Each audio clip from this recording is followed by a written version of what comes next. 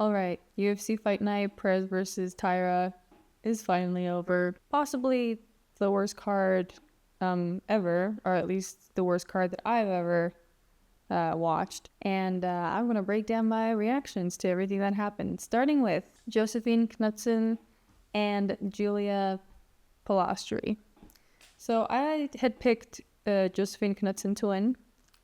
I thought she was much better on the feet, which she was. She was just kicking Polastri in the gut the whole time. Really utilized her kicks well this fight. The only time where we saw her perform very poorly was on the ground when Polastri got her takedowns. She just had no answers. She was just on her back and had no idea what the hell to do. And that's when I started getting a little worried. But Polastri didn't really capitalize on those takedowns as much, especially in the third round.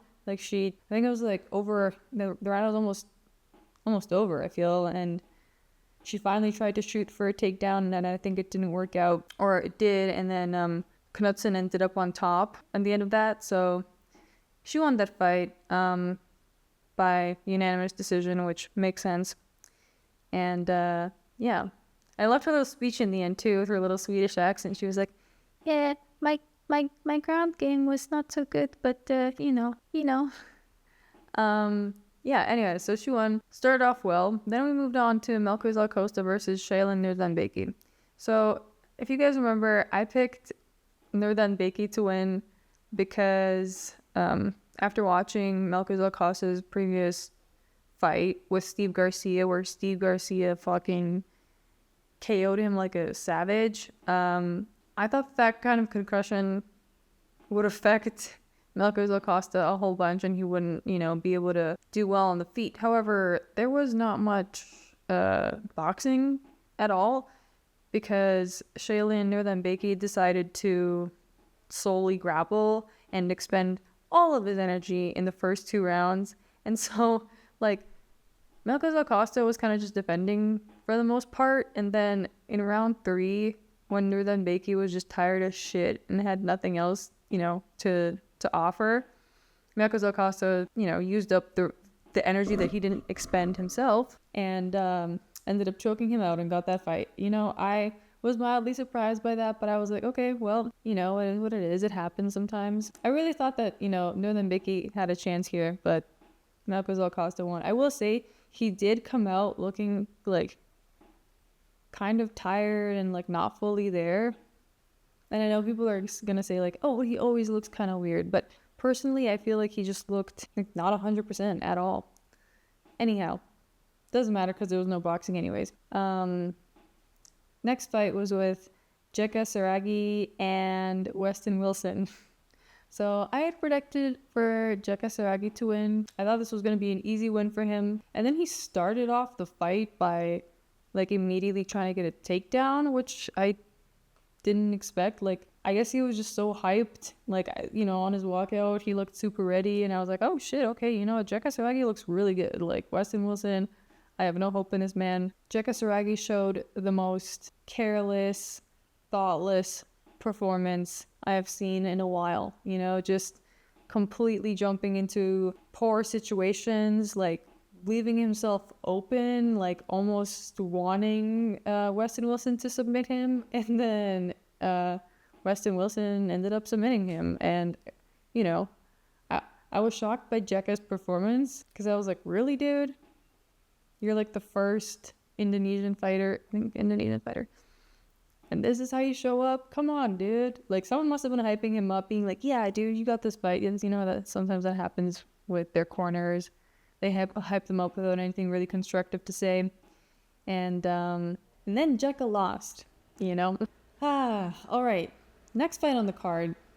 The fight that, was actually kind of exciting. Carli Judice versus Gabriella Fernandes. The 2 women on this fight that fought more like men than the men. Solid performance from both of them. They never stepped off the gas. Both of them were doing pretty well, actually. By the end of it, I didn't even know who it was going to go to. Really, I didn't know. Maybe Fernandes, because she was landing, slightly more accurate and mildly more powerful strikes. But yeah, we saw a really good fight from both of them, constant exchanges going back and forth. But yeah, I picked Gabriella Fernandes to win. She won by a very close split decision. And then the next fight was with Jimmy Flick and Nate Maness, which was actually a pretty decent fight too. I had picked for Nate Maness to win, and he won. I think that he had more of a game plan going into this one because Jimmy Flick just kept eating these jabs that Nate Maness was throwing, and he was throwing them a lot. And like by the end of it, Jimmy Flick's face looked like a bright red tomato. And also we saw them like going back and forth in these intense grappling exchanges. I think that Nate Maness won this one via higher fight IQ.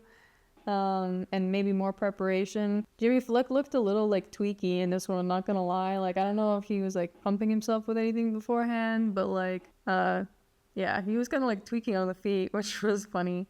But yeah, it was a decent fight. It was a decent fight. The fight before that and this one were like probably like some of the better fights on this card. And then the next one was with Josh Quinlan and Adam Fugitt, the two guys who were fighting air the whole time. The whole time I was like, oh, is it you're gonna make contact, or like you're gonna actually touch the guy, or what are you doing? Like, why can't you close the distance? Why can't you get just like an inch closer? Why are you expending all of this energy and kicking the air, punching the air? And both of these dudes just like didn't go for it, which was surprising to me because it's not like either one of them was being super aggressive. Like, both of them were not really doing much. And Adam Fugitt just happened to get a few more shots in, I think it's safe to say whoever both of these dudes fight next will probably win against them. So there's that. The next fight we had was with Brady Hiestand and Garrett Armfield. So I had actually predicted for Garrett Armfield to win. I thought that maybe there was actually going to be more boxing here, and I think that's why I chose Garrett Armfield. But Brady Hiestand actually showed up with a pretty solid grappling plan, like he just grappled his way into victory on this one, and I didn't expect that from him. He did a lot better than anyone expected, I think. This was one of the picks that I had that I thought, was relatively sure. But, yeah, Garrett Armfield did not win. And Brady Hiestand, I'm pretty sure he submitted him. All right, moving on to the next fight, which is Alambayev versus Jose Johnson. So I picked for Alambayev to win, but I, for some reason, thought that Jose Johnson would be better than he was, especially after the media day conference. He was, like, so confident. Even, like, for some reason calling for a potential Pantoja fight, which, bruh, you're not, like, you stand no chance against Pantoja. What are you talking about? Alambayev just manhandled him the whole time. There was absolutely no boxing in this one because, and I figured I guess there would be some, but Alambayev just went straight for the takedown, straight for, the grappling, and just worked the whole time. And, Mr. Brown Belt Jose Johnson had very little answers for what was going on. And he was, being flyweight at 6 foot, just like lanky, no muscle. Like, you can't out grapple a good grappler with no muscle. I'm pretty sure it doesn't work that way. But yeah, Alambayev won that one. It was alright. This is an okay fight, I guess. I don't know. Just watching Jose Johnson get manhandled the whole time. He looked really disappointed in himself because, he talked a big game before he walked in, and then he walked in and it was like,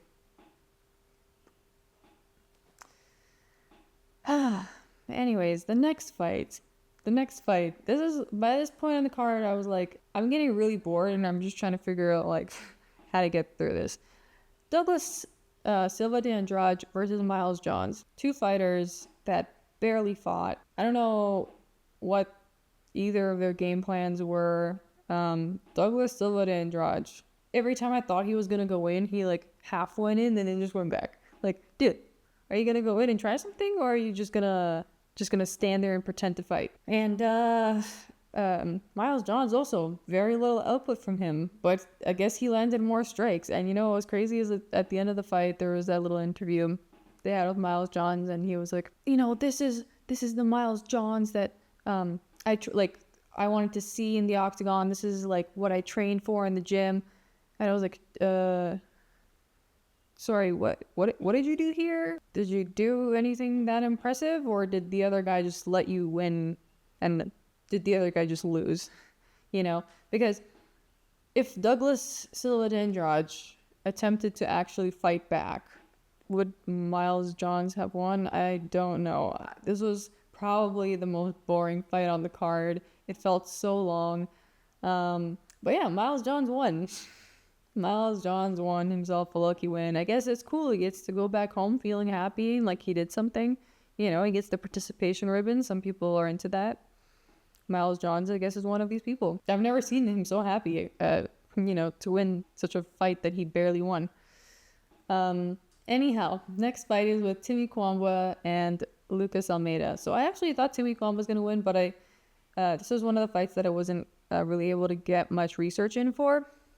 And Timmy Cuamba was rocked like at least 3 times. And after the first time, I remember being like, because I have this theory that after guys get almost knocked out, they come back stronger because like some sort of primal instinct awakens within them, and it's some sort of survival mechanism.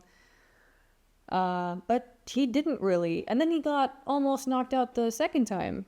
Didn't really come back strong. And then the third time he nearly got knocked out and then tried to go for like a single leg takedown or something like this. But yeah, at that point I was kind of losing faith because Almeida was just outputting way more. And what's interesting is I feel like they were listed at the same height when I was doing the research, but I feel like Lucas Almeida was just way taller than him and had a longer reach, which definitely gave him the advantage because Timmy Cuamba like couldn't get close enough to be able to land as many shots as I think he would have wanted to, and he just lost that fight then. Next fight on the card, and the last fight on the card, Alex Perez versus Tatsuro Taira.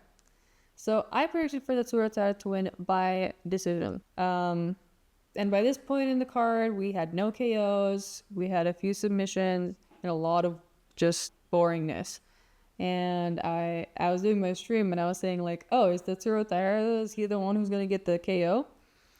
And yeah, I mean, Alex Perez was not looking terrible in the first round. Like, I would say it was kind of even. Maybe Alex Perez was probably doing a little more. But then Tatsuro Taira just climbed up on his back, I think, in the second round.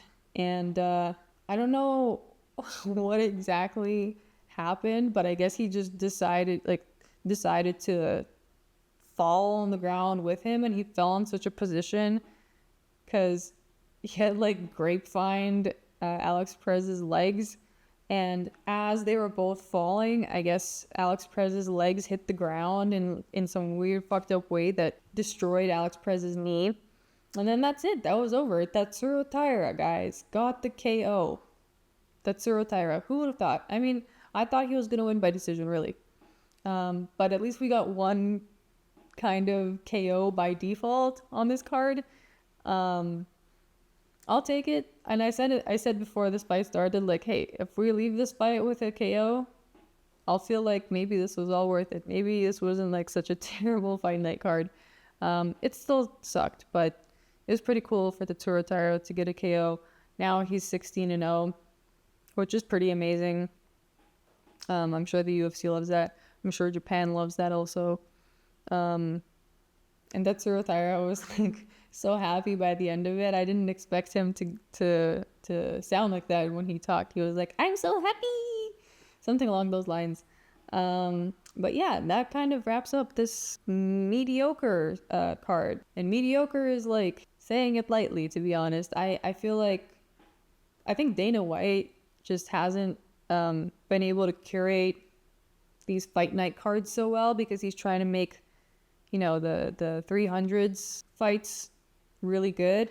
And because of that, he's having to put like mediocre fights on these fight night cards. So I think that's just the deal. And I don't know. We'll see what happens next week. But as of now, that is all. Thank you for tuning in, guys. I appreciate all of you. I appreciate all the new viewers. And thank you for watching my recap. I know I didn't have a lot to say on this one because I'm also mildly disappointed and a little tired. But yeah, I'll see you guys next week. And yeah.